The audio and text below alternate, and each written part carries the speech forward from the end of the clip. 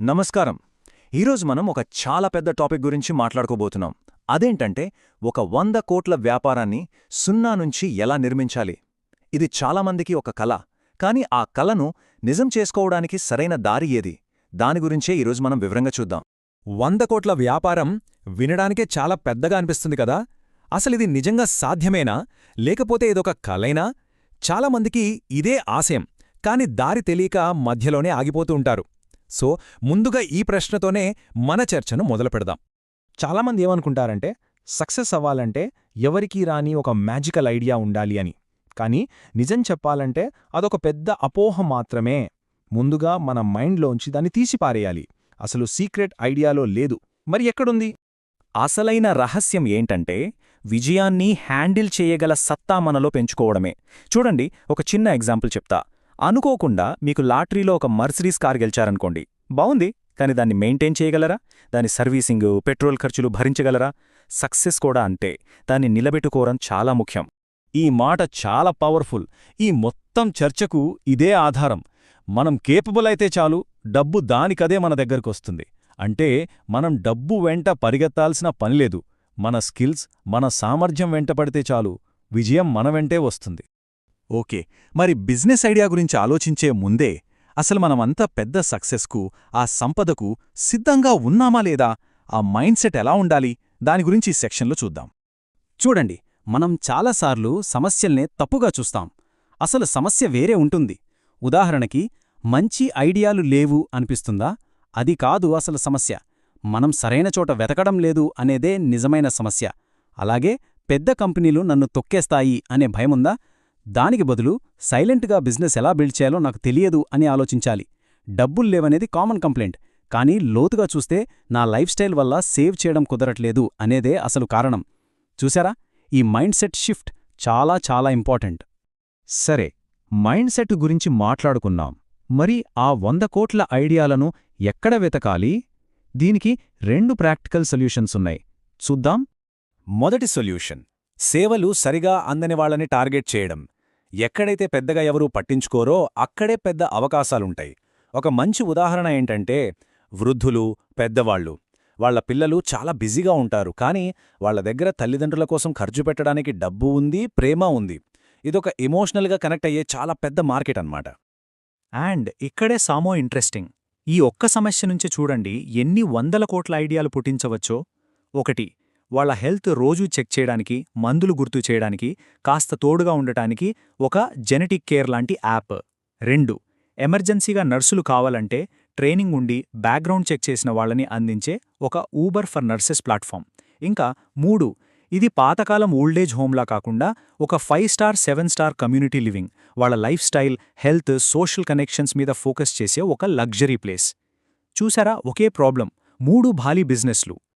ఇక రెండో స్ట్రాటజీ సింపుల్గా కాపీ పేస్ట్ స్ట్రాటజీ. కొత్తగా ఏమీ కనిపెట్టక్కర్లేదు. పెద్ద పెద్ద నగరాల్లో ఏది సక్సెస్ అయిందో చూసి దాన్ని చిన్న నగరాలకు, టౌన్లకు తీసుకురావడమే. చూడండి, డీమార్ట్ మోడల్ని విశాల్ మెగామార్ట్ ఎలా అప్లై చేసిందో. ఓలా ఊబర్ కార్లతో వస్తే ర్యాపిడో బైకులతో వచ్చింది. ఇప్పుడు క్విక్ కామర్స్ ట్రెండ్ నడుస్తోంది కదా, దాన్ని లోకల్ అవసరాలకు తగ్గట్టుగా హైపర్ లోకల్ డెలివరీగా మార్చచ్చు. సరే, ఐడియా వచ్చింది. మరి దాన్ని మొదలుపెట్టడానికి మనం ఫైనాన్షియల్గా, మెంటల్గా రెడీగా ఉన్నామా?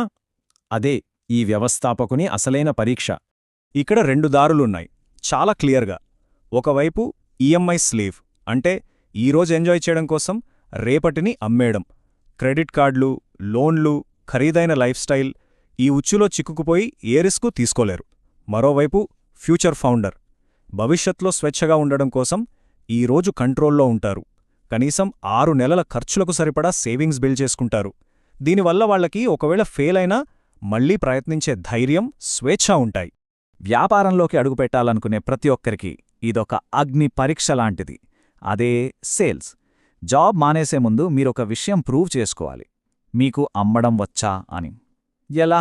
సింపుల్. వీకెండ్స్లో ఏదైనా అమ్మడానికి ట్రై చేయండి. అది ఇన్సూరెన్స్ కావచ్చు, లేదా ఏదైనా ఫ్యాక్టరీ ప్రాడక్ట్స్ కావచ్చు, ఏదైనా సరే. దీనివల్ల రిస్క్ లేకుండానే మీకు స్కిల్స్ వస్తాయి, కాన్ఫిడెన్స్ వస్తుంది, ముఖ్యంగా కాస్త డబ్బు కూడా వస్తుంది. ఓకే, బిజినెస్ స్టార్ట్ చేసేశారు. మరి దాన్ని ఎలా పెంచాలి, ఎలా నిలబెట్టాలి? దీనికి 3 గోల్డెన్ రూల్స్ ఉన్నాయి. అవేంటో చూద్దాం. మొదటి రూల్, నిశ్శబ్దంగా నిర్మించండి. స్టార్టింగ్లో పెద్ద పెద్ద కాంపిటీటర్స్ గురించి అస్సలు వర్రీ అవ్వకండి. వాళ్ల రాడార్ కింద ఫ్లై చేస్తున్నట్టుండాలి. మీరొక 10-100 కోట్ల మార్క్ దాటే వరకు వాళ్లు మిమ్మల్ని పట్టించుకోరు కూడా. ఆ తర్వాత వాళ్లే గమనించి మిమ్మల్ని కొనడానికి ఆఫర్ ఇస్తారు. సో ఫోకస్ అంతా బిల్డింగ్ మీదే ఉండాలి, బ్రాండింగ్, మార్కెటింగ్ మీద కాదు. ఈ మాట గుర్తుపెట్టుకోండి. వ్యాపారం మన గోమాత లాంటిది. ఎందుకల్లా? గోమాతను మనం ఎంత బాగా చూసుకుంటే అది మనకు అంత మంచి పాలిస్తుంది. వ్యాపారం కూడా అంతే. అందుకే రెండో రూల్ 80-20 రీఇన్వెస్ట్మెంట్ రూల్. అంటే మీ బిజినెస్ అనే ఆవుకొచ్చిన లాభాల్లో మీరు కేవలం 20% మాత్రమే పాలుగా అంటే జీతంగా తీసుకోవాలి. మిగిలిన 80% దానికి మేతలాగా మళ్లీ బిజినెస్లోనే పెట్టాలి. ఇలా చేస్తేనే అది బలంగా పెరుగుతుంది. చాలామంది చేసే తప్పు ఇదే. వచ్చిన లాభాలతో లైఫ్ స్టైల్ పెంచేసుకుంటారు. కాని ఇలా చేస్తేనే సంపద కొన్ని రెట్లు పెరుగుతుంది. మూడో రూల్ చాలా చాలా ముఖ్యం. ఎథిక్స్ అనేది కేవలం మారల్స్ గురించి కాదు, అది ఒక లాంగ్ టర్మ్ బిజినెస్ స్ట్రాటజీ. దీనికి best example Big Bazaar versus DMart.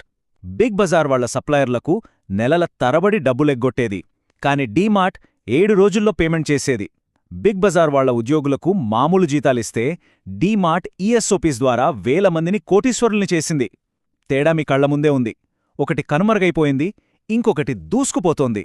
సరే, బిజినెస్ పెరుగుతోంది, కానీ ప్రతి చిన్న విషయానికి ఫౌండరే పరిగెత్తాల్సొస్తే ఎలా? ఆ ఉచ్చులో పడకుండా బిజినెస్ని ఆటో పైలట్ మోడ్లోకి ఎలా తీసుకురావాలో చూద్దాం. ప్రతి కంపెనీలో ఒక కట్టప్ప ఉంటాడు. అంటే అన్నీ తానే చూసుకునే ఒకే ఒక్క వ్యక్తి. ఇది చాలా డేంజరస్. అతను లేకపోతే కంపెనీ ఆగిపోతుంది. దానికి సొల్యూషన్ ఏంటంటే ఒక కట్టప్పను కాదు, ఒక పాండవుల టీంని బిల్డ్ చేయాలి. అంటే సేల్స్కి ఒక అర్జునుడు, ఆపరేషన్స్కి ఒక భీముడు, ఫైనాన్స్కి ఒక యుధిష్ఠిరుడు. ఇలా ప్రతి విభాగానికి ఒక లీడర్ను తయారు చేయాలి. ఈ నంబర్ చూడండి, 92%. ఏంటిదో తెలుసా? ఇండియాలో మొదటి 2 ఏళ్లలోనే ఫెయిల్ అయ్యే ఫ్రాంచైజీల రేటిది. అంటే ట్రెండింగ్లో ఉందని, త్వరగా డబ్బులొస్తాయని కనపడిన ప్రతి ఫ్రాంచైజీ వెనక పడిపోకూడదు. హైప్ని నమ్మకుండా సొంతంగా రీసెర్చ్ చేయడం చాలా ముఖ్యం.